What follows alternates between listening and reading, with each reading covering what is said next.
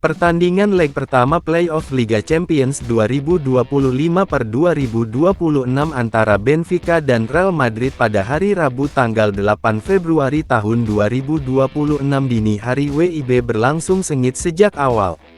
Atmosfer di Estadio da Luz sudah terasa panas bahkan sebelum pertandingan dimulai. Pertandingan antara Benfica dan Real Madrid kali ini dipenuhi gengsi dan emosi, mengingat Benfica sebelumnya berhasil mengalahkan Madrid dengan skor 4-2 pada matchday terakhir League Pace. Kemenangan Benfica tersebut membuat Real Madrid bertekad untuk membalas dendam, sehingga aroma persaingan semakin terasa kental di lapangan. Real Madrid berhasil membalas kekalahan sebelumnya dengan kemenangan tipis 1-0 atas Benfica. Gol tunggal dicetak oleh Vinicius Junior pada menit ke-50, melalui aksi individu yang khas dari sisi kiri lapangan. Kemenangan ini menjadi pembalasan yang manis bagi pasukan Alvaro Arbeloa. Namun, bukan hanya hasil akhir pertandingan yang mencuri perhatian. Terdapat 5 momen kontroversial selama laga berlangsung, yang menyebabkan perdebatan dan diskusi berlanjut hingga setelah pertandingan usai.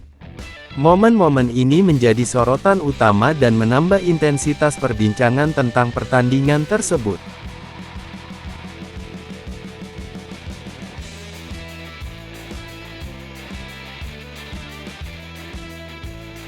Gol yang dicetak oleh Vinicius Junior menjadi momen penting yang mengubah jalannya pertandingan.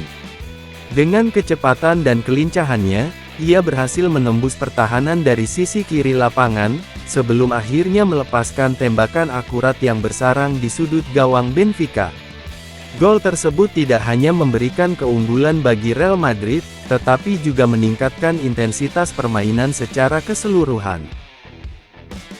Selebrasi gol Vinicius Junior berlangsung dengan emosi yang meluap-luap, namun dianggap oleh sebagian pihak sebagai provokasi terhadap para pendukung tuan rumah yang berada di tribun. Akibatnya, situasi di lapangan dan di antara para supporter menjadi semakin tegang dan memanas. Reaksi atas selebrasi tersebut memicu beberapa pemain Benfica untuk mendekat dan terlibat dalam ketegangan singkat dengan Vinicius Junior. Melihat situasi yang mulai memanas, wasit Francois Letexier segera mengambil tindakan dengan memberikan kartu kuning kepada Vinicius, sebagai upaya untuk meredakan emosi dan mencegah konflik lebih lanjut.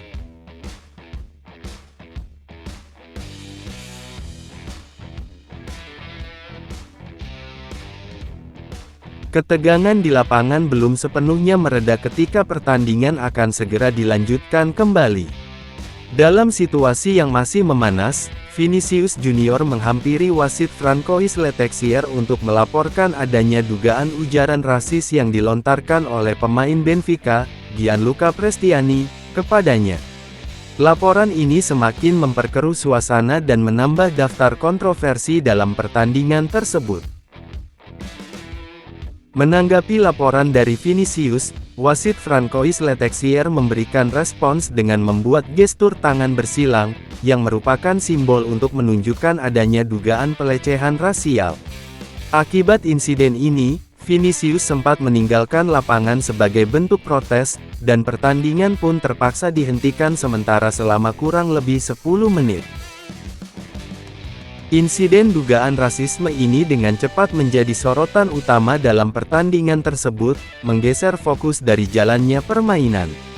Atmosfer di stadion pun mengalami perubahan drastis, dari yang sebelumnya penuh semangat dan persaingan menjadi dipenuhi ketegangan dan keprihatinan.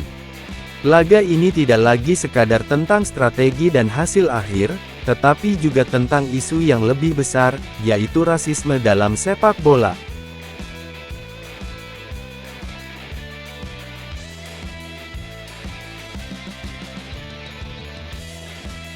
Saat momen dugaan ujaran rasis tersebut terjadi, terlihat bahwa Prestiani menutupi mulutnya dengan jersey yang ia kenakan. Hal ini membuat wasit kesulitan untuk mendapatkan bukti verbal yang jelas, karena tidak ada saksi yang dapat memastikan apa yang sebenarnya diucapkan oleh sang pemain. Akibat kurangnya bukti yang kuat, Restiani akhirnya tidak dikenakan hukuman terkait insiden dugaan ujaran rasis tersebut. Meskipun demikian, kontroversi yang melibatkan dirinya tidak berhenti sampai di situ, karena ada kejadian lain yang kemudian menjadi sorotan. Pada menit ke-78, terjadi insiden di mana Restiani terjatuh di dalam kotak penalti saat sedang berdekatan dengan pemain Real Madrid, Eduardo Camavinga. Setelah mengamati kejadian tersebut, wasit memutuskan bahwa Restiani melakukan diving atau simulasi pelanggaran, dan tanpa ragu langsung memberikan kartu kuning sebagai hukuman atas tindakannya.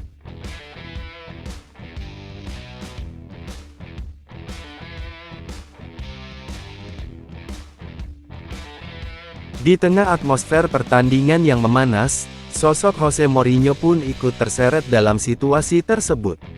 Ia bahkan sempat terlihat berusaha menenangkan keadaan saat terjadi insiden dugaan rasisme yang melibatkan pemain dari kedua tim. Namun, pada menit ke-85, tampaknya kesabaran Jose Mourinho mencapai batasnya.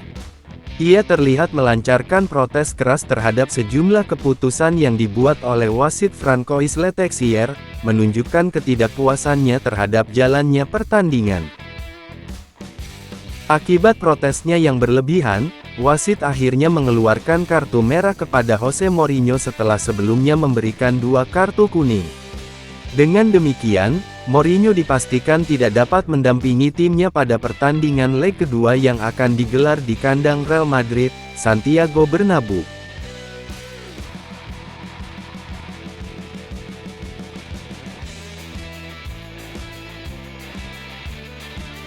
Tidak hanya di lapangan, tensi tinggi juga terasa dari arah tribun penonton. Pada menit-menit terakhir pertandingan, sejumlah benda terlihat dilemparkan ke arah lapangan, menunjukkan kekecewaan dan emosi yang meluap dari para supporter. Insiden pelemparan benda-benda tersebut terjadi pada saat Trent Alexander-Arnold hendak mengambil tendangan sepak pojok.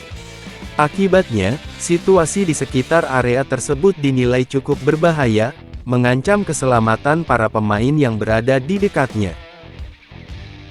Alan Shearer, seorang pandit dari BBC Sport, memberikan komentarnya terkait insiden tersebut, menyatakan bahwa para pemain Real Madrid mengalami kesulitan untuk mendekat dan mengambil tendangan sudut akibat banyaknya benda yang dilemparkan ke lapangan. Ia juga menambahkan bahwa situasi tersebut sangat berbahaya bagi keselamatan para pemain. Pertandingan berakhir dengan skor 1-0 untuk kemenangan Real Madrid.